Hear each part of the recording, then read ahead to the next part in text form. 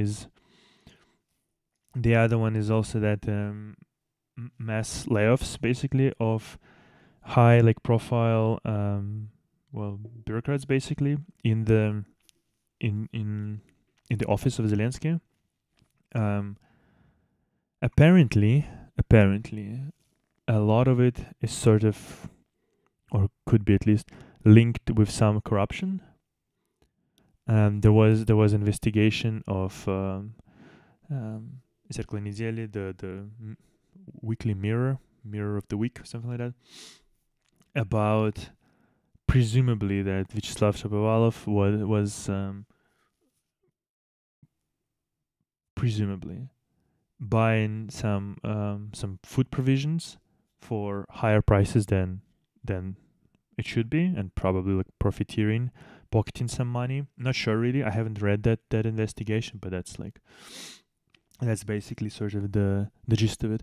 And basically many basically of those firings came after some investigations and some sort of corruption, some links to corruption in one way or another. Either they like signed off basically some kind of a papers basically for certain people to be able to get out of the country, or like I'm saying, they were responsible for supplies and they bought things for higher prices than they should have. In general, things like that, right? And corruption was always basically big in Ukraine. I think it's not particularly a secret. I mean, Russia was always way more corrupt, but Ukraine wasn't that far off.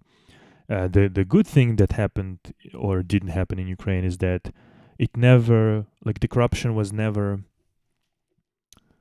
basically working for one person or for one like mafia clan like it is in Russia, right? Where there is Putin, there are like his like best buddies wherever, he controls everything, and he controls the KGB and all this fucking shit.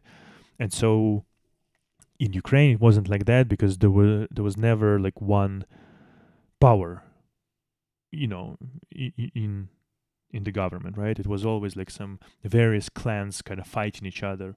And so it was corruption, yes, but it never materialized into dictatorship, into a totalitarian state like in Belarus and like in Russia.